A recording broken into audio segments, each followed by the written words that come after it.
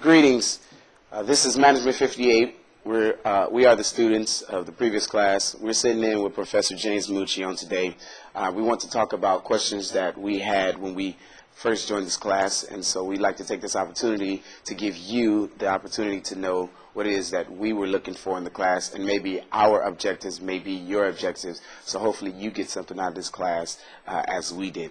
So, Dr. Mucci, the first question is, do you or do you not use a textbook? We do not typically follow the textbook, but you have to give me the microphone to answer that. So you can let it delay, it doesn't matter.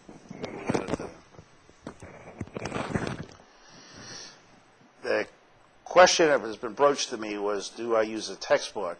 When textbooks are assigned to classes that I'm teaching, if there's a textbook assigned, I use it as a reference material. Primarily because most of the material that we're trying to use as current material as possible and relevant material as possible. The way we feel that we're able to get the material relevant is by learning something about each of our students and using examples that they can relate to. Okay.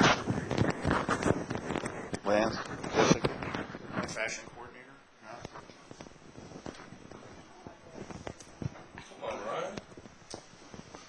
Professor Mucci, explain to us how you feel about the whole engage, empower, educate theory that Long Beach City College follows.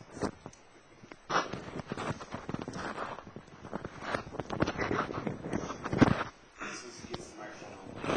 that's all right. I'm going to act like a politician now. Frederick, that's a great question. Actually, one of the class assignments was originally, I think the school published on their new website, educate, empower, and then engage, I think in that order. And we spent a good part of the semester talking about, from our point of view, how do we think those words should go together? And I think the general consensus was that engage comes first, that if we can develop a degree of engagement with the students, then they're going to feel more empowered.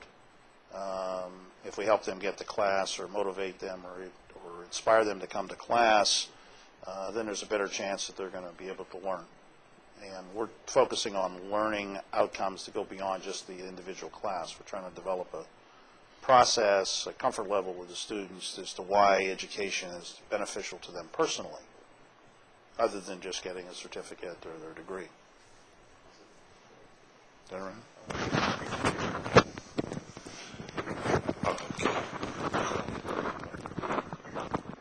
Okay. Professor Mucci, I'm sure a lot of students would like to know beforehand, what test style do you have? Are mostly essay questions, multiple choice, or a little bit of both?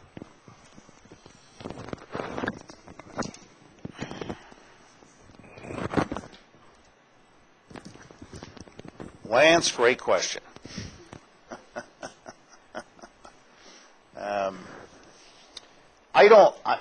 It depends. My testing modality depends really on the class. Generally speaking, this particular semester, what we've done is we've tried kind of a new modality, and that is to test against the learning outcomes that are published for the class. Initially, at the beginning of the semester, we did some multiple choice, true and false, based on some core concepts of things that we discussed early in the class, and then the last two tests were basically based on your demonstrating in essay form your understanding of the student learning outcomes.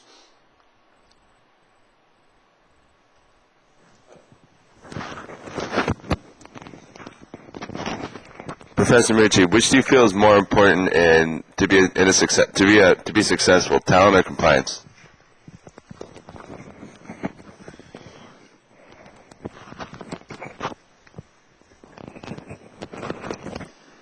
I think history shows us that progress is made when people apply talent to any given situation.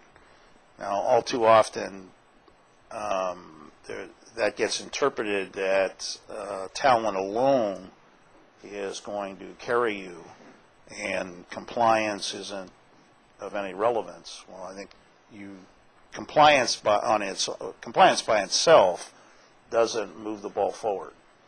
Talent on its own doesn't move the ball forward. And the example we use in class all the time is it doesn't matter how good a student you are. If you don't show up, it doesn't matter. No matter how good of a baseball player you are, if you don't stand in the batter's box when it's your turn to hit, it doesn't really matter. It doesn't matter how good a football player are you. If you don't show up on game day, it doesn't really matter.